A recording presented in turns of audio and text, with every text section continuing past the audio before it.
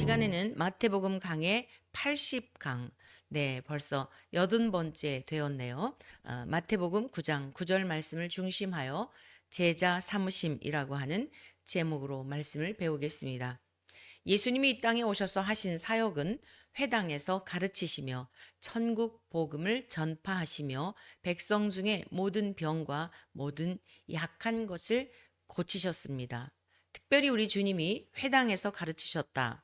마태복음 4장 배울 때 우리가 함께 그 상황들에 대한 것, 우리 주님이 이 땅에 오셔서 땅에 계실 때 하셨던 그 사역, 상황에 대한 것을 말씀드렸습니다마는, 자, 회당이라고 하는 것은 유대인들이 하나님께 예배를 드리고 또 그 교육을 받고 신학교와 같은 역할도 하고 하는 그런 곳이죠. 그러니까 우리는 지금 기독교인이거든요. 예수님이 오시기 전에 이들은 어땠어요? 유대교인이에요. 구약의 말씀만 믿는 자들입니다. 그래서 주님께서는 어, 구약에 예언된 말씀들을 해석해 주시고 그러한 장소 바로 그것이 회당이었어요. 성령님이 우리에게 임하시게 되면 어떻죠? 유대와 사마리아와 땅 끝까지 이르러 내 증인이 되리라 말씀하셨는데, 나 있는 곳에서부터, 우리 주님이 태어나셨던 그 장소에서부터, 또 교육을 받으시는 그러한 이스라엘 백성들을 가르치고 하는 그러한 곳에서부터 이러한 말씀을 가르치시는 사역을 하셨다. 자, 그러면 주님께서 이렇게 천국 복음을 전파하시고 회당에서 가르치시며 병든 자를 고치시고 하시는 그 모든 일의 궁극적인 목적은 무엇이었을까요? 생명을 살리는 데 있었던 것입니다. 우리 모든 인간은 태어날 때부터 살아있으나 산 자가 아니에요. 살아있으나 죽은 자들입니다. 무엇이요? 영이요. 그래서 그는 죄와 허물로 죽은 너희를 살리셨도다 라고 말씀하셨을 때에 영이 죽어 있기 때문에 우리가 하나님이 말씀하시나 못 알아듣고 하나님이 드러내신 하나님 자신을 폭로하신 특별 계시인 성경을 읽으면서도 또 우리는 들으면서도 잘 이해가 되지 않는 것입니다. 그런데 우리가 예수 그리스도의 복음을 듣고 믿어 하나님께서 성령으로 인쳐 주시면 우리는 영으로 산 자가 된 거예요. 그래서 죽어도 다시 죽지 아니하고 무릇 살아서 주를 믿는 자는 영원히 죽지 않는다. 이 말씀이 뭐죠? 이제 우리는 죽지 않는 거예요. 육은 죽어요. 잘 기억하세요. 육도 죽지 않는다. 그러면 이만희처럼 그런 이제 헛소리를 하게 되는 거죠. 육은 생명의 수가 다 차면 죽게 되어 있어요. 그러나 혹여 하나님께서 우리에게 특별한 은혜를 주셔서 살아 생전에 우리 주님이 다시 재림하시는 그날 재림 주님을 맞이하게 되면 우리는 죽음을 맛보지 않고 공중에서 우리 주님을 만나 뵙겠지요. 그러한 것이 아니라면 모든 인간은 생명의 수가 다하면 죽게 되어 있습니다. 영은 죽지 않아요. 네. 그래서 이렇게 우리 주님은 우리에게 영생과 부활, 즉 생명과 부활을 주시기 위해서 이 땅에 오셨다. 그것이 하나님의 뜻이었다. 요한복음 6장 38절에서 40절에 명확하게 주님이 밝히셨습니다. 그리고 이것은요, 주님이 오셔서 하신 말씀일 뿐만 아니라 창세 전부터, 세상이 창조되기 전부터 성부 하나님께서 성자 하나님과 성령 하나님과 삼위일체적 계획하심 속에 이루신 일입니다. 지금도 그러한 일들을 계속해서 삼위일체적 관계성 속에서 운행하시며 일하고 계시지요. 자, 이렇게 우리 주님의 사역은 모두 다 소중한 것입니다. 그런데 그 중에서도 아주 중요한 사역이 있었는데요. 제자들을 가르치시고 그들을 계속 양육하셨어요. 왜죠? 주님은 이 땅에 계속 계실 게 아니었기 때문이에요. 뿐만 아니라 우리 육체를 입고 이 땅에 오신 주님은, 우리의 주님은 공간의 제한을 받습니다.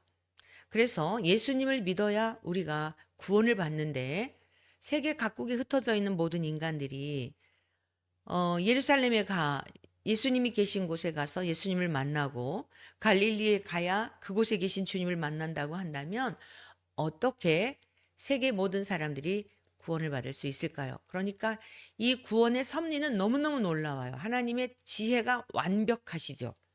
마치 하늘에 떠 있는 태양이 하나이지만 온 세계를 두루 비추듯이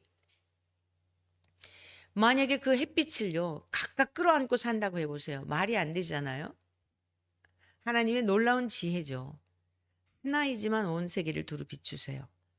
한 분, 구원자 한 분이시지만 이 땅에 오셔서 이제 우리의 그 죄의 문제를 해결해 주셨어요. 친히 육체를 십자가에서 죽으심으로 속량, 죄의 값을 지불하시고 우리를 종되었던 사탄의 종의 노릇을 하며 늘 끌려다니는 우리들을 주님께서 흘리신 피의 값으로 하나님 앞에 먼저 다 지불해 놓으셨고 마귀에게 우리가 매여서 사슬에 매여 있는 우리를 주님께서 풀어주신 거예요. 누구든지 주님을 나의 주님으로 영접하는 자들은 마귀와 상관없는 하나님의 자녀됨의 권세를 허락하여 주신 것이죠. 그런데 이 땅에 주님이 계속 계셔서 육체의 공간의 제한을 받고 있는 육체를 입고 계셨다고 한다면 모든 인류를 구원하기, 땅 끝까지 이르러 택하신 하나님의 백성들을 구원하는 데는 이게 모자람이 있다 이런 말씀이에요. 그렇기 때문에 주님이 다시 이제 부활하신 후에 40일 동안 계신 다음 하늘로 승천하시고 성령님을 통하여 우리 주님이 하셨던 사역들, 구약에서 계시록까지 기록된 성령의 감동으로 기록된 말씀이 증거될 때에 그 이 땅에 오셨던 주님, 동일하신 주님을 기록된 말씀을 믿고 우리가 받아들이게 되면 그 제자들이 주님에게 직접 길림을 받고 가르침을 받았던 것과 똑같은 유효한 효력이 있는 것이지요. 그러니까 이 사역을 위해서 제자들을 양육하셨던 거예요. 주님이 가시고 난 다음에 그 뒤를 이어서 일해야 할 일꾼들을 부르신 거지요. 그래서 오늘 본문의 말씀은 마태라는 제자를 부르시는 장면을 기록하고 있습니다. 마태복음은 이 세리 마태, 오늘 본문에 등장하는 마태가 기록한 것이죠. 그런데 어떻게 주님 앞에 부름을 받았는지 그 부르심의 상황을 기록하고 있는데요. 자, 마태복음 9장 9절의 말씀을 좀 같이 보시겠습니다. 앞부분의 말씀을 먼저 보시겠는데 예수께서 그곳을 떠나 지나가시다가 마테라 하는 사람이 세관에 앉아 있는 것을 보시고 자, 주님은 이 땅에 오셨을 때에 많은 사람들이 주변에 이렇게 모여들었어요. 운집이라 그러죠. 많은 사람들이 모여들었는데 주님은 그 많은 무리들 가운데서 특별하게 제자들을 선택하신 거예요. 오늘날 많은 사람들이 있어요. 그런데 주님은 우리들에게 무리가 되기를 원하심이 아니라 제자가 되기를 원하세요. 2000여 년 전 주님이 계셨을 때만이 아니라 오늘 이 시대에도 많은 이들이 교회를 들고 나요. 많은 이들이 종교 지도자들이 되겠다고 또 신학교도 가요. 제가 어제 페이북을 보면서 참 정말 그 분의 영적인 실상을 보게 되었는데요. 우리 인간을 예정하심, 하나님께서 우리 인간을 예정하심은 개개인에 대하여 여러분 이 다수 공동체에 관한 것도 하나님은 관심을 가지시지만 온 천하보다 귀중한 한 생명에 관심하고 있음을 기억해야 합니다. 그 어느 분이 그런 얘기를 했어요. 어떤 분이 글을 썼는데 댓글에다가 개인의 예정을 자기는 인정하지 않는다. 성경에 어디 개인의 예정이 기록되어 있느냐. 교회 예정만 자기는 인정한다. 그러더라고요. 그렇지. 제가 이분이 참 의심스러웠거든요. 이해할 수 없는 사람을 지지하고 이해할 수 없는 부분들이 있었거든요. 여러분 죽은 다음에가 아니라 이 땅에서도요. 알쏭달쏭한 거 없어요.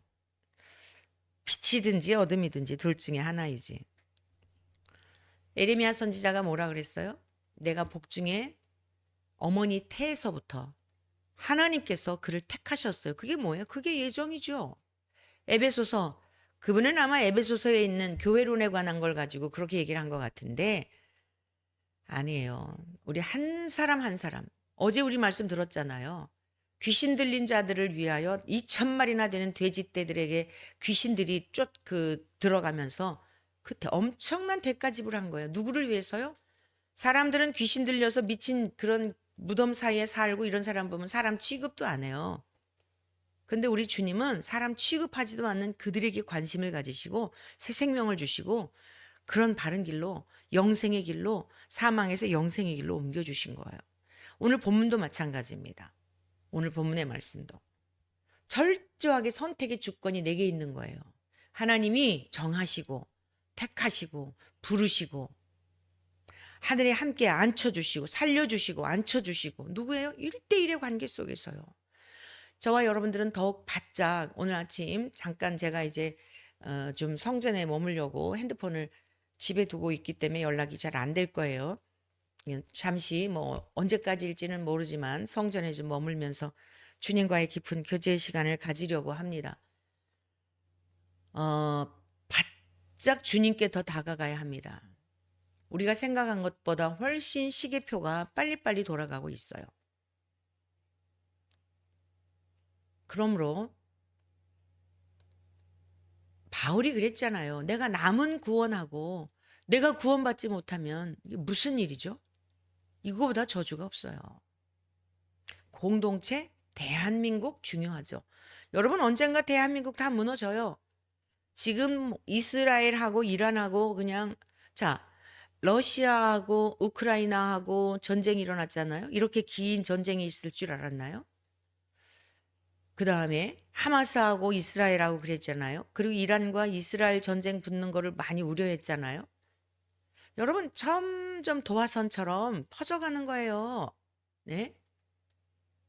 우리나라도 예외가 없어요. 이 땅에 있는 모든 이 세상에 있는 이 나라들을 하나님이 이 땅에 있는 것을 보존해 가지고 새롭게 할 거다. 뭐 이렇게 얘기들을 해요. 새 하늘과 새 땅에 대한 개념들을 학자들 간에 요한계시록 21장의 말씀들을 많은 해석들이 있는데 이 세상에 있는 것을 하나님이 그 창조하신 세계를 그렇게 다 없애고 위로부터 뭐 이렇게 내려오겠느냐.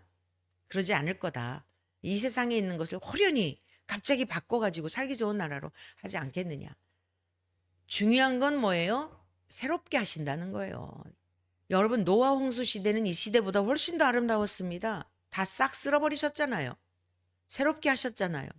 하나님에게는요. 하늘도 다 뼘으로 재시는 거예요. 바다의 물도 뼘으로. 여러분 손바닥으로 다 헤아리시는 거예요. 이 세상에 뭐 무슨 히말라야산 무슨 뭐 에베레스트 뭐 어쩌고 하지만 하나님 편에서는 다 저울에 달아있는 이런 거에 비한 거예요.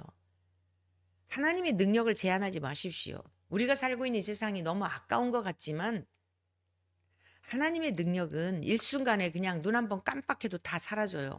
그리고 하나님께서 한 번만 눈 딱 뜨시면 또 이 세상과 비교할 수 없는 세상을 만드시는 분이에요.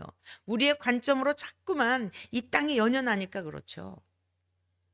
영존하는 세계가 아닙니다. 아무리 환경 잘 가꾸고 하려 할지라도 영존하는 세계가 아니에요.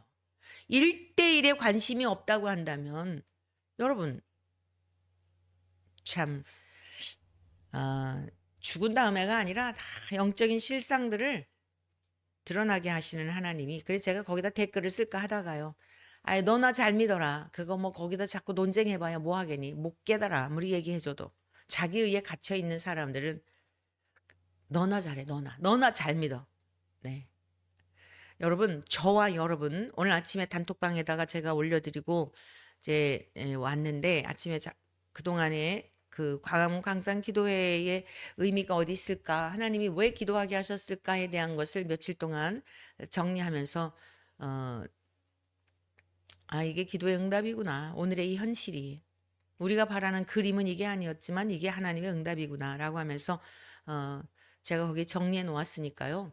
여러분 정신 바짝 차리고 이제 나의 영혼 늘 말씀과 기도로 깨끗하여지기 위해서 다 드러나요. 다 드러나. 위선도 가식도 거짓도 기만도 음란도 실제적으로 정말 제가 지금 굉장히 고민하는 부분에 있는데 근본 기도회를 통해서 너무나 정말 세밀한 것까지 보게 하신 것을 당사자에게 이거를 얘기를 해야 되나 하는 고민도 있어요.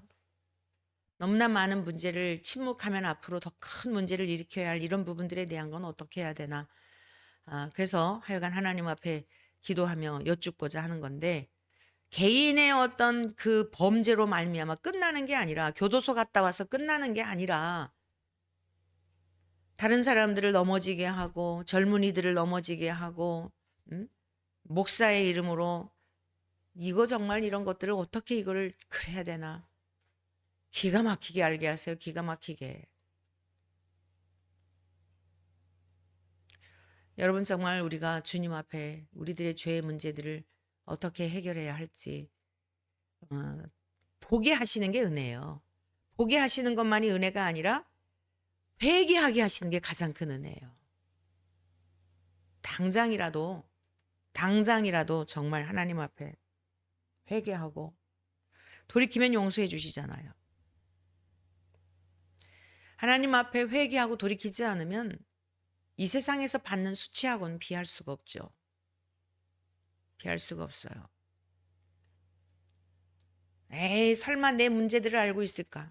자기만 모른다니까요. 다른 사람들은 다 알고 있는데. 정말 오늘 말씀을 듣는 저와 여러분들, 주님은 우리 한 사람에게 관심하고 계시다. 두루뭉술해가지고 넘어가고 이런 거 없어요. 하나님 앞에 받는 심판은 엄중해요. 이 세상의 심판과 비교가 안 됩니다. 자, 그래서 오늘도 보면 마태라고 하는 한 사람을 주님이 부르시는 것에 주목하고 있어야 돼요. 우리가 주목해 보아야 합니다. 선택의 주권이 누구에게 있느냐? 주님께 있어요. 우리에게 있는 거 아니에요. 우리가 할 일은 가난한 심령밖에 없어요. 주님, 정말 도와주세요. 불쌍히 여겨주세요. 우리가 할 것은 죽는 날까지 우리 속에 있는 부패한 심령을 보며 긍휼한 마음을 구하고 가난한 심령을 구할 것밖에 없다는 말씀입니다. 자, 오늘 본문의 말씀은 이러합니다. 예수님이 중풍병자를 고치셨어요. 4명의 사람들에 의하여 중풍병자를 주님 앞으로 달아내렸습니다. 구원은 철저하게 내 믿음으로 받는 거예요. 누가 대신해 주는 거 없습니다. 그리고 이제 이러한 사건 이후에 다른 곳으로 가시던 중에 일어난 사건이에요. 그러니까 우리 주님의 모든 걸음걸음은 한 걸음일지라도 헛된 행보가 없어요. 마테라 하는 사람이 세관에 앉아 있는 것을 보셨습니다. 이 본문의 말씀은 마가복음 2장 13절 이하 그리고 누가복음 5장 20절 이하의 병행 구절로 기록되어 있어요. 그곳에는 레위라고 하는 이름으로 기록되었습니다. 본문에는 마테라는 이름으로 기록이 되었지요. 이 마테라는 이름은요, 아람어로 하나님의 선물이라는 뜻이에요. 우리가 구원을 받는 것도 주님 앞에 특별한 부르심을 받아 제자의 삶을 사는 것도 전적인 하나님의 선물이에요. 마태는 이 세상에서 비루한 인생으로 비천한 인생으로 천히 여김을 받던 유대인들에게 하나님 앞에 특별한 은총을 받은 자예요. 주님의 제자로 선택을 받았을 뿐 아니라 사복음서에 이 마태복음의 이 복음서를 정경으로 채택이 되어 우리가 지금 마태복음 강해 마태에게 만나주신 주님, 마태를 통하여 성령의 감동하심으로 기록된 말씀을 배우고 있잖아요.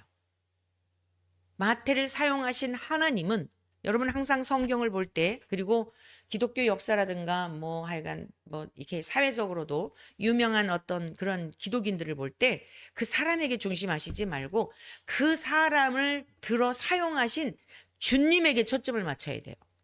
바울도 마찬가지요. 베드로도 마찬가지요. 다윗도 마찬가지요. 모두 마찬가지예요. 우리는 다윗을 본받자, 다윗은 닮자 이러잖아요. 웨슬리를 본받자 아니에요. 웨슬리가 원하지 않을 거예요. 다윗도 원하지 않을 거예요. 심지어 석가세자도요. 아마 우리 주님보다 먼저 태어났기에 망정이지 그분도 예수님 이후에 아마 태어났다고 한다면 예수님의 신실한 제자가 되지 않았을까 싶어요. 그 성향을 보면. 그 후대의 사람들이 자꾸 영웅시하고 교주를 만들고 신격화해서 그런 거죠. 그러면 하나님 앞에 가면은 다 드러나게 되겠죠. 속지 말아야 돼요. 누구도 예수님 외에는 사용받은 거예요. 그냥 그릇으로 사용받은 그 자체가 영광인 거지 그것으로 끝나야 되는 거예요. 자, 마태를 보세요. 본래 이름은 레위였고 마태라는 이름은 이제 사도가 낸 후에 불리어진 그런 이름이지 않을까. 예를 들어서 시몬, 베드로 이러잖아요. 시몬이 본명이죠. 도마를 디두모라고 했죠. 그것과 같은 그런 경우입니다. 자, 예수님은 제자들을 부르심에 어부였던 자들을 베드로, 안드레, 야고보, 요한 이들을 부르셨죠. 성부와 성자와 성령 하나님은 그 어떤 일도 계획 없이 즉흥적으로 하시는 분이 아니세요. 철저하게 계획하시고 그리고 그 일을 시행하시는 분이에요. 여러분도 그렇잖아요. 아침에 일어나가지고 계획성 없이 무턱대고 나가요. 밤에 잠들기 전부터 계획하잖아요. 내일 아침은 화요일이니까 내가 뭐 누구와 약속한 건 없나? 점검해 보잖아요. 그러면 누구와 약속을 했으면 내가 아침에 몇 시에 일어나야 하고 그리고 뭐 밥은 어떻게 먹어야 하고 그리고 오늘 만나면 어디를 가야 하고 여러분들도 다 계획하잖아요. 아이들도 계획하고 가잖아요. 오늘 학원을 가야 되면 어디를 가야 되고 몇 시에 뭐를 해야 되고. 그런데 이 세상 만물의 주인이 되시는 하나님이 계획성이 없이 그냥 부랴부랴 그러셨을까요? 절대 그럴 일 없어요. 로마서 11장 29절입니다. 하나님의 은사와 부르심에는 후회하심이 없느니라. 하나님은 후회하시는 일이 없으세요. 철저하게 계획하시고 성취하시는 분이십니다. 우리는 즉흥적으로 할 때가 많아요. 즉석에서 그냥 이럴 때가 많아요. 하나님은 단 한 번도 즉흥적으로 일을 하시는 분이 아니십니다. 계획적이시고 즉흥적으로 하셔도 완전하십니다. 왜냐하면 생각이나 계획이나 모든 것이 완벽하시기 때문에 즉흥적으로 하셔도 못하실 일이 없으세요. 모든 범사가. 그러나 큰 틀 안에서 우리를 구원하시고 제자를 부르시고 하시는 이러한 일들에 있어서의 부르심에는 후회하심이 없다. 여러분 하나님을 우리 예수님을 성령님을 우리와 함께 하시고 내주하시는 성령님을 인식함에 있어서 내 틀 안에 가두어 두지 않기를 바라요. 우리 안에 계신다고 하면 자칫하면 마치 내 안에 갇혀 계신 것처럼 아니에요. 함께 연합의 의미를 그렇게 표현하는 것뿐입니다. 성부와 성자와 성령 삼위 하나님은 피조물인 우리들과 전혀 다른 성품이시다. 그래서 우리가 온전히 나의 전부를 다 걸게 하고 믿을 수 있는 분이에요. 오직 하나님만이, 오직 예수님만, 오직 성령님만. 그 외에는 온전히 믿고 맡길 그런 피조물 없어요. 그렇게 온전히 믿고 신뢰하다가는 상처를 받아요. 이것이 분명하면 상처받을 일도 없고 내가 생각했던 사람은 그렇지 않았는데 그렇구나. 돌아서면 되는 거예요. 뭐 상처받을 일도 없어요. 다 인간은 50보 100보이기 때문입니다. 자, 우리가 이 땅에 하나님으로부터 보내심을 받은 것, 그래서 생명의 주권도 하나님께 있고 우리가 믿음으로 말미암아 구원을 받는 것 주권도 하나님께 있고 우리가 어떤 일로 쓰임을 받는 것도 하나님께 있어요. 그 주권이 하나님께 있어요. 그래서 완전해요. 그래서 안전해요. 하나님의 부르심에 안전한 거예요. 하나님은 우리에게 최상의 것을 주시기를 원하고 가장 좋은 것을 주시기를 원하시는 분이에요. 그러니까 우리를 부르셨다? 우리가 힘들다? 어렵다? 힘들어요. 목회하면서 뭐가 힘드냐? 솔직히 말해서 뭐가 힘드냐? 부모로서 뭐가 힘드냐? 다 같은 맥락일 것 같은데요. 나 혼자만 잘 믿으면 되잖아요. 나 혼자만. 예? 솔직히 말해서 믿어진, 깨달아진 이런 말씀들을 눈밑이 자꾸만 경련이 일어나네요. 마그네슘이 부족하면 그렇다 그러는데 잘 먹고 있는데 네. 자, 목회자의 어려움이 뭐냐면은 깨닫지 못하는데도 또 하여간 붙여주신 동안에는 우리 교회에서 뭐 이탈하는 경우는 어쩔 수 없어요. 이탈하는 경우에는 뭐 어떤 면에서는 짐이 가벼워진 거예요. 맡겨주신 양무리들만 잘 감당하면 되니까. 근데 깨우쳐줘야죠. 같이 가자고 해야죠. 막 이래야 하니까. 어떨 때는 내 영혼을 감당하기도 힘들 때가 있는데 이제 그게 어려움이에요. 부모는 어때요? 내 인생 하나 감당하기도 힘든데 이 자녀들에 대하여 책임을 져줘야 하고 인생을 그냥 앞길을 인도해 줘야 하고 이러니까 힘든 거잖아요. 그래서 젊은이들이 요즘 야가 가지고 아기를 안 낳으려고 하는데 저는 일정 부분 굉장히 동의하는 부분도 많아요. 동의하는 부분도. 그런데 잠언에 그런 말씀 있잖아요. 외양간에 소가 없으면 깨끗해요. 소가 없으니까. 근데 거둬들일 게 없어요. 소가 있으면 어떻죠? 여물도 줘야 하고 여러 가지 수고하는 게 있잖아요. 근데 그 소가 있음으로 인하여 거둬들이는 게 많은 거예요. 자녀들을 통해서 우리가 힘들고 어려운 짐인 것 같아도 태어날 때부터 기쁨도 경험하고 자녀들을 통해 위로받는 게 또 얼마나 많습니까? 우리 인간의 본성 자체가 좋았던 것은 잘 생각을 안 하려고 그러고 잠깐씩 힘든 거 그거 묵상하면서 그러니까 그러죠. 자, 목회자는 어때요? 제가 잠깐 애로사항에 대한 거 이야기하였지만은 그냥 알아듣지 못하고 깨닫지 못하는데 막 그거 하느니 막 힘든 건 사실이에요. 그러나 얼마나 많은 또 보람을 주십니까?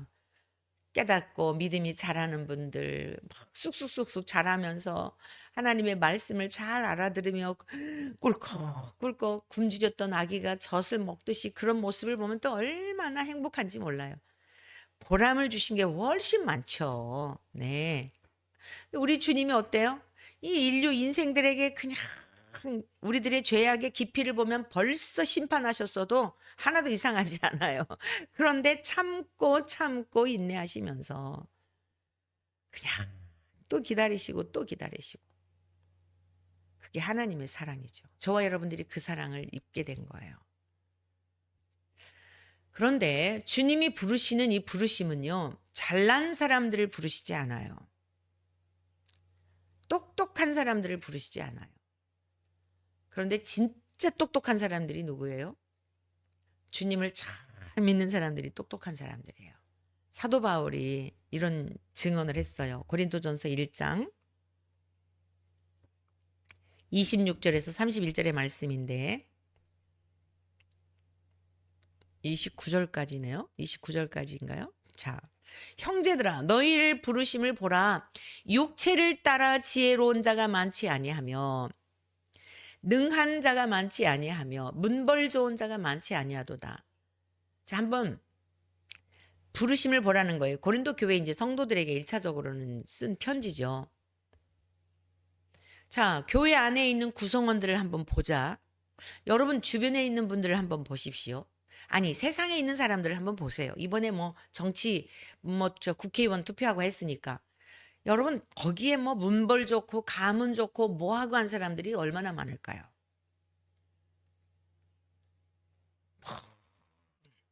그렇게 많지 않아요. 아주 다 상처투성이에서 결손 가정에서 뭐 소년원을 갔다 왔다 뭐 이런 얘기도 있고 그러잖아요. 뭐 어떤 당대표는 사실인지 뭔지는 모르겠지만 아무튼 뭐 어렸을 때부터 내가 뭐 힘들었다 막 그걸 막 또 요즘은 정치 나오는 사람들이 막 자랑으로 여기잖아요. 육체를 따라 지혜로운 자가 많지 아니하며 능한 자가 많지 아니하며 문벌 좋은 자가 많지 않아요. 그러나 하나님께서 세상에 미련한 것들을 택하사 지혜 있는 자들을 부끄럽게 하려 하시고 세상에 미련한 자들 그러니까 하나님을 안 믿는 사람들이 볼 때는 미련해 보이는 거예요. 죽은 다음에 무슨 천국과 지옥이 있다고 야 아유 정말 그래 너희들 보니까 무식해서 그렇지. 유대인들이 볼 때 종교 지도자들이 볼 때 베드로라든가 야고보라든가 요한이라든가 뭐 그래도 야고보와 요한은 어업을 하는 집안의 후손이었으니까 아들이었으니까 그렇게 가난한 집안은 아니죠. 어찌됐건 직업이 어업이에요. 한동안 우리나라도 뭐 블루 칼라, 뭐 화이트 칼라 뭐 이런 막 나뉘어 가지고 그런 얘기를 많이 했잖아요. 색상머리에서 펜대를 굴리는 사람은 좋은 직업인 것 같고 또 어떤 육체 노동을 하는 사람들은 되게 이렇게 또 좀 가볍게 여기고 이랬잖아요. 지금은 많은 직업에 대한 것들이 깨어졌지만 세상의 사람들이 볼 때 예수님을 믿는 자들을 보면 미련해 보인다는 거예요. 근데 하나님은 그러한 자들을 택하신 거예요. 어부를 택하셨고 오늘 누구를 택하셨어요? 세리를 택하신 거예요. 강한 것들을 지혜 있는 자들을 부끄럽게 하려 하시고 세상의 약한 것들을 택하사 강한 것들을 부끄럽게 하려 하시며 하나님께서 세상의 천한 것들과 멸시받는 것들과 없는 것들을 택하사 있는 것들을 패하려 하시나니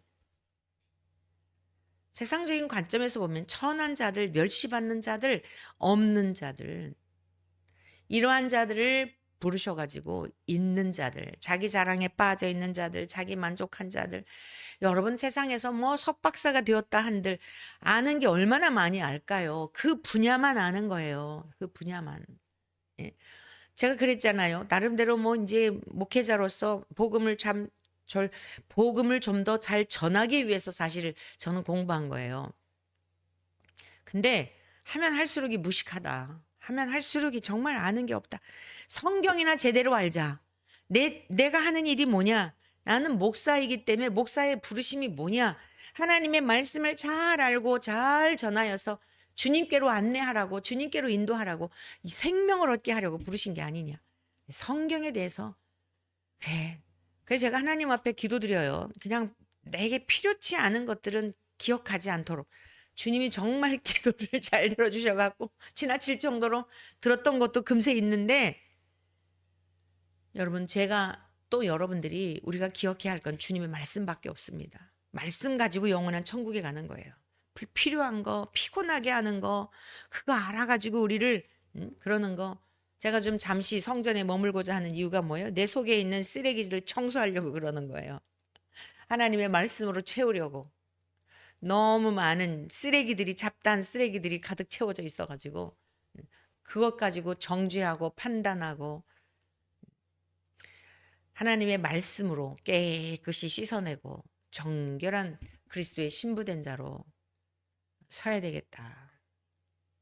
그렇지 않다가는 나도 모르게 휩쓸려서 사망의 길을 간다면 세상에 이거보다 저주가 어디 있겠습니까? 그래서 하나님은 세상 사람들이 볼 때 미련한 자들, 없어 보이는 자들, 멸시받는 자들 이러한 자들을 택하신 거예요. 그리고 자랑하는 자들을 패하려 하시려고. 아무 육체도 하나님 앞에서 자랑하지 못하게 하시려고 이렇게 하나님께서 제자들을 선택하실 때 그런 자랑할 만한 자들을 택하신 자가 없다는 말씀입니다. 다 그래요. 12명의 제자들. 그래서 저와 여러분들이 세상적으로 자랑할 게 없는 사람이라면 정말 하나님 앞에 감사해야 합니다. 택함받은 조건이 충분하기 때문이에요. 그래서 너무 감사해요. 오직 주님만을 자랑할 수 있기 때문에 뭘 자랑하겠어요 도대체? 문보를 자랑하겠어요? 학벌을 자랑하겠어요? 아니면 뭐 젊음을 뭘 자랑하실 것 같아요? 저도 자랑할 거 없어요. 주님밖엔 자랑할 게 없어요. 정말 자랑할 게 없어요. 내가 이게 자랑스럽다 생각하면 이거보다 더 많이 한 사람들이 있단 말이에요. 다 상대적이에요. 그냥 예수님만 자랑해. 막 프로필에 보면은 막 사람들이 막 나는 뭐 어디 나왔고 뭐 나왔고 뭘 했고 막 무슨 뭐고 막 이러잖아요. 그래서 제가 옛날에는 그렇게 생각했어요. 제 그 이력서를 쓸 때 저는 고난학교를 들어갔고 제 이력서에 저는 몇 세의 고난학교를 입학하였고 고난학교를 이수하였고 그렇게 저는 이력서를 쓰고 싶더라고요. 자랑할 거 없어요. 아무것도 자랑할 거 없어요. 중학교 나왔다고 자랑하면 고등학교 나온 사람이 있는데 고등학교 나왔다고 자랑하면 대학 나온 사람이 있는데 여러분 박사 학위 받았다고 생각하면 그 박사 후에 또 공부한 사람들이 있는데 그러면 그 박사 나는 했다고 하는데 2개 했다는 사람이 있는데 자랑할 게 없는 거예요. 저와 여러분들은 오직 우리 주 예수님만 자랑하는 저와 여러분 되시기를 축복합니다. 마태의 직업은 세리였습니다. 당시에 천히 여기던 직업이었어요. 다시 이제 본문으로 돌아가서 이 마태를 부르시는 제자를 부르시는 그 과정을 지금 우리가 살펴보고자 하는데 그래서 앞에 고린도전서에 있는 바울 사도의 증언을 말씀을 나눈 겁니다. 마태의 직업은 세리로서 굉장히 천하게 여기던 직업이었어요. 유대인들에게 있어. 오늘 우리들의 정서로 생각하면 이해가 안 돼요. 왜냐하면 세무서 직원들 고급 공무원이에요. 돈 얼마나 잘 버는데. 요즘은 안 그러지만 옛날에 세무 공무원들 대단했어요. 뒤에서 착복하고 해가지고 제 주변에도 아는 분이 계신데 엄청 많이 벌었다 그러더라고요.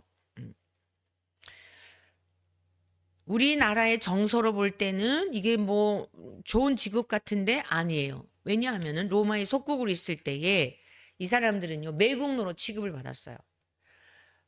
자국민들에게 동족에게 유대인들에게 세금을 받아가지고 로마에다가 일정한 금액을 갖다 바치고 난 다음에 막 보통 4배 막 이상 착취를 하는 거예요. 매국노라고요. 동족의 피를 빨아먹는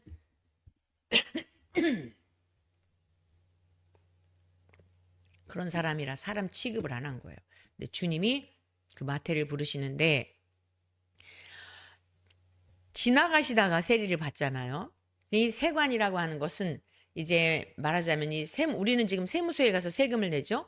당시에 이 세관은요, 이 가버나움은 다메섹에서 지중 해안을 거쳐 가지고 애굽에 이르는 그러한 대로에 있었던 거예요. 그러니까 대로에 있었던 어떤 그 세관, 그러니까 주님이 만나기가 어렵지가 않았던 거죠. 우리나라처럼 이렇게 세무서를 지어가지고 막 그 안에 들어가서 절차를 밟고, 그러니까 우리나라의 정서로 성경을 보게 되면 이게 이해가 안 돼요. 그래서 기록된 그 문화, 유대인들의 어떤 문화, 전통, 습관 이런 것들을 우리가 이제 알아야 하고 공부를 해야 하는 이유는 좀 더 말씀을 잘 깊이 있게 이해하기 위해서죠.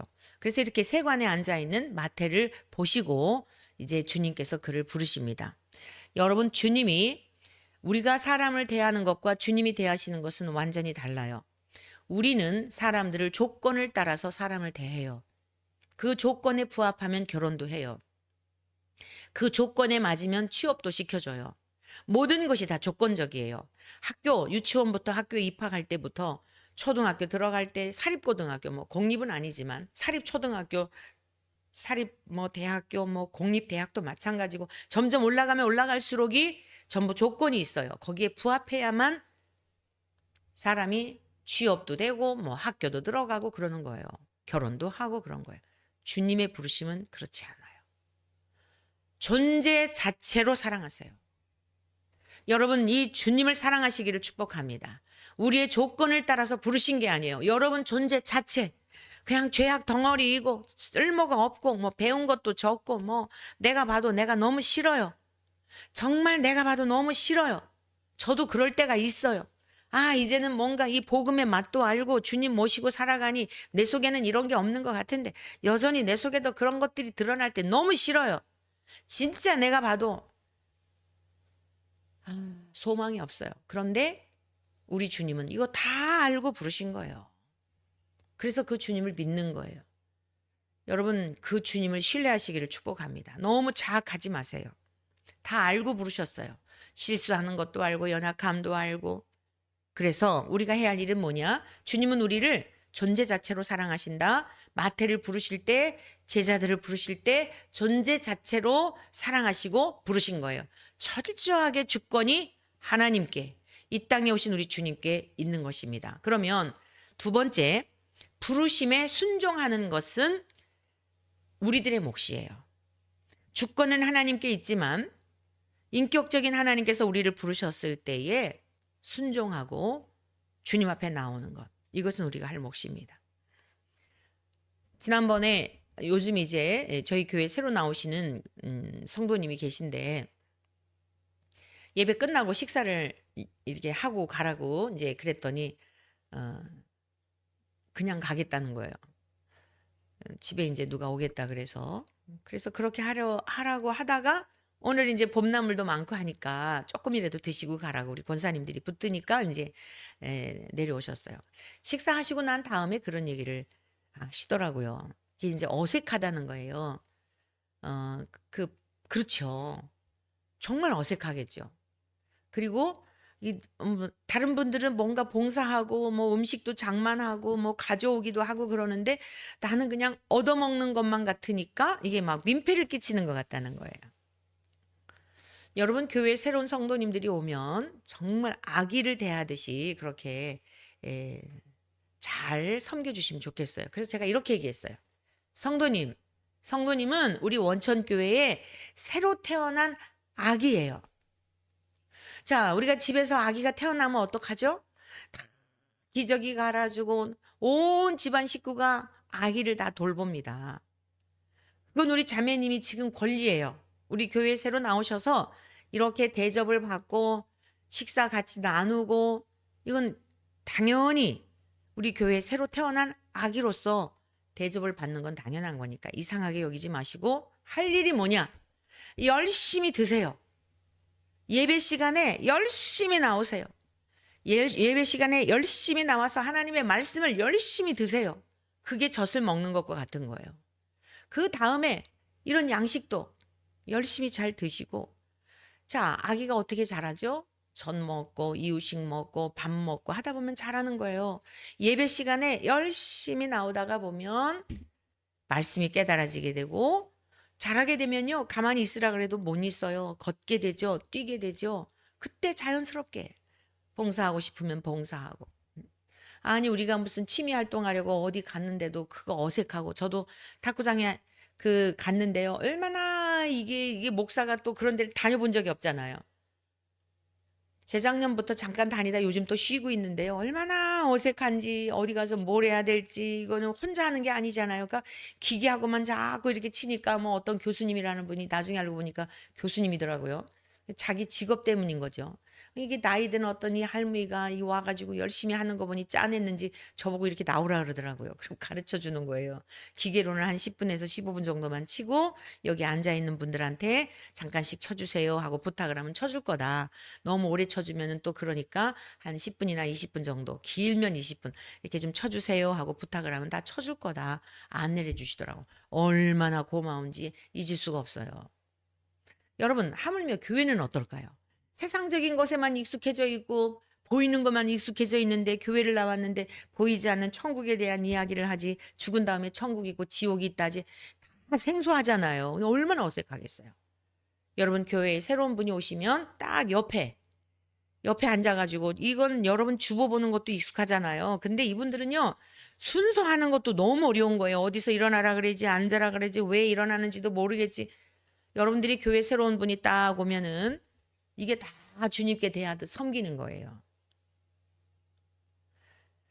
주보 같이 펼쳐주면서 성경 찾아주면서, 여러분은 구약 성경, 신약 성경 바로바로 찾지만 이분들은 너무 어려운 거예요. 구약이 어디 있는지, 신약이 어디 있는지. 그래서 구약을 신약에서 찾고 이러는 거예요. 이상한 게 아니에요. 이상한 눈 여기듯 보지 마시고 얼른 가서 옆에서 넘겨주시고 이렇게 살펴주시기 바랍니다. 예수님이 마태에게 말씀하셨어요. 나를 따르라. 딱 한마디 하신 거예요. 나를 따르라 하시니 일어나 따르니라. 물론 이전에도 예수님의 말씀을 들었거나 이제 전후 이런 내용들 앞부분에 대한 것들은 삭제하고 있기 때문에 잘 알지 못하지만, 이미 이전에 우리 주님께서 관찰하고 계시고 보고 계시고 아무나 부르시지는 않거든요. 주님이 아무나 안 부르세요. 그래서 이전에 어떤 일들이 있었는지는 모르겠지만 하여간에 마태에게 딱 한 말씀 하셨는데 일어나 따르는 거예요. 여러분들이 신앙생활 잘하는 게 뭐예요? 제가 아까 지금 한 성도님을 소개해드렸지만 그 성도님이 주의 종의 말씀을 하나님의 말씀으로 듣고, 내가 좀 미안하고 좀 이러지만 딱 그 말씀을 붙들고 열심히 예배에 참여하고 열심히 식당에도 그냥 가고 싶지만 순종하고 가서 식사하고 그러면서 잘하는 거예요. 그게 제자가 되는 길이에요. 그러다가 보면은 역동적인 신앙의 말씀이 많이 또 듣게 되고 저장하게 되고 깨닫게 되고 이러면서 나도 주님을 위해서 살아야 되겠다. 또 전도자의 삶까지 살게 되고 그러는 겁니다. 상호 인격적인 관계인 거죠. 제가 그렇게 설명해 드렸는데도 여전히 부담스러워요, 뭐해요 하고 안 나온다든가 그러면은 그 관계가 계속될 수 없고 어떻게 천국까지 갈 수가 있겠습니까? 저와 여러분들, 저는 저 나름대로의 순종할 부분이 다르죠. 이제 그런 과정들을 다 겪었으니까. 그래서 광화문 광장 기도회 같은 경우에도 굉장히 저는 부담스러운 그런 순종이었던 거고요. 그냥 교회에 나와서 조용히 기도하는 거는 드러나지 않고 편하잖아요. 광장에 가서 많은 사람이 모이는 것도 아닌데 그 대여섯 명, 어떤 때는 남편하고 2명, 3명 지나가는 사람들이 다 보는데 그리고 또 말씀은 얼마나 날카로워요. 뭐 회개해라. 뭐 막 그냥 막 어떤 때는 사람 이름 불러가면서 막 어떤 때는 감독회장님, 감독님 막 어떤 때는 이재명 씨, 막 조국 씨 막 이래가면서 막 그러는데 얼마나 웃겨요.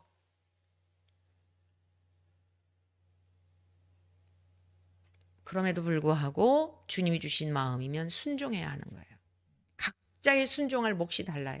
우리 아기들이 순종할 몫이 다르고 아가야 너 네가 휴지 버린 거 갖다가 휴지통에 버려라. 이 아기가 순종해야 될 몫인 거예요. 조금 크면 네가 입은 거 네가 빨아라. 이거 아이가 할 몫이에요. 네가 이만큼 컸으니 네 용돈 네가 벌어서 써라. 이게 다른 거예요. 단계가. 너 이제 때가 됐으니 네 아내를 책임져라. 다른 거예요. 목사가 되면 목사가 순종해야 될 게 있는 거예요. 거의 목사의 직위까지 갔지만 가르치는 일에만 순종하는 것으로 알아요.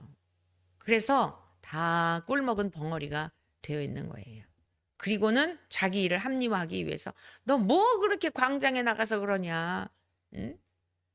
어디 성경에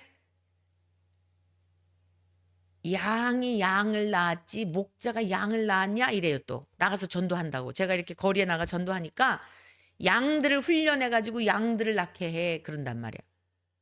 그런데 목자가 먼저 보여줬잖아요. 이리 와 하고 먼저 앞서 가잖아요. 거긴 사망의 길이야 하고 그러잖아요. 여러분들 복음은 이렇게 전하는 겁니다 하고 먼저 보여줘야죠. 복음을 자기는 부끄러워하고 맨 안에서만 그러고 밖에서는. 제가 거리에서 전도하는 동안에요. 목회자들한테 얼마나 그냥 비난을 받았는지. 그래갖고 교회가 얼마나 전도가 됐냐. 연예에서 시상하고 하잖아요. 그런 거는 신경도 안 써요. 요번에 시상식을 하는데 몇 명 전도했다고 뭐 100만 원도 주고 뭐 300만 원 주고 그랬다 그러는데요. 저는 주님 나라에 가서 주님 나라에 가서 상을 받을 것이기 때문에 감사해요. 여러분. 자, 부르심에 순종해야 합니다. 아브라함은 히브리서 11장 8절입니다. 아브라함은 부르심을 받았을 때 순종하여 장래 유업으로 받을 땅에 나아갈새 갈 바를 알지 못하고 나아갔으며. 아브라함이 갈 바를 알지 못하고 나간 거예요. 어떻게요? 순종하며 나간 거예요. 장래 유업, 하나님께서 가나안 땅으로 인도해 주시 매일매일 가라고 하시는 그 말씀에 붙들고 순종하며 결국 갔더니 가나안 땅까지 간 거예요. 저와 여러분들도 마찬가지입니다. 오늘 우리가 해야 할 몫이 있어요. 각자 여러분의 자리에서 해야 할 몫이 있어요. 권사님들은 권사님들의 수준에서 순종할 몫이 있습니다. 여러분 계속 그 저 천성을 향하여서 계속적인 이 순종에 저와 여러분들이 주님이 그 명하시는 우리 안에 내밀하게 하시는 음성들이 있어요. 진리의 성령님은 그런 사역을 하시잖아요. 하나님의 말씀 앞에 기도해라, 무엇을 해라 할 때마다 전도해라, 누구에게 복음을 전해라. 이 사람은 이런 사람인데요. 여러분의 생각으로 가리지 말고 우리가 할 몫은 뭐예요? 기도를 하는 중에 감동이 되는 거예요. 누가 떠오르는 거예요. 아, 이 사람은 너무 강팍한데 옛날에 이 사람하고 너무 힘들었는데 우리가 할 일은 뭐예요? 그럼에도 불구하고 전화를 하든지 만나든지 그 순종을 해야 하는 거예요. 이것이 바로 제자의 삶입니다. 주님은 우리를 부르셨고 우리는 순종해야 하는 것입니다. 이 제자에 관한 것은 굉장히 중요하기 때문에요. 내일 모레 제자의 이제 우선순위, 제자의 길을 가는 사람들이 어떻게 해야 되는지에 대한 것은 저와 여러분들은 무리라고 한다면 사실 성경 공부를 배울 필요도 없어요. 저와 여러분들이 그냥 이렇게 많은 그냥 교회 다니듯이 그런다면, 그리고 여러분들도 그래서 이 말씀을 배우고 있다고 믿어지기 때문에 주님도 우리를 기대하고 계세요. 무리가 아니라 주님의 제자라야 하나님께 영광 올려드리고, 그리고 제자라야 사실 천국에 가요. 그래서 이 중요한 부분이기 때문에 다음 시간 내일 모레 다시 더 나누도록 하겠습니다. 자, 말씀 정리합니다. 우리가 택함 받은 것 절대적인 주권 하나님께 있다. 우리가 해야 할 일, 부르심에 순종하는 일이다. 힘들어도 언제까지요? 죽을 때까지. 그게 성령으로 거듭난 사람이에요. 성령으로 거듭나고 인침받으면 다 제자의 길을 가게 돼 있어요. 특정한 지금 12제자만이 아니라 여러분 오늘 우리들도 12제자의 수에 지금 들어간 거 아니잖아요. 근데 우리를 그 길로 초청하고 계시잖아요. 우리에게도 해당되는 말씀이에요. 성령으로 인침받은 자들은 가만히 못 있어요. 어떤 열매든지 열매를 맺게 되어 있고 그게 바로 제자된 삶이에요. 네, 기도드리겠습니다.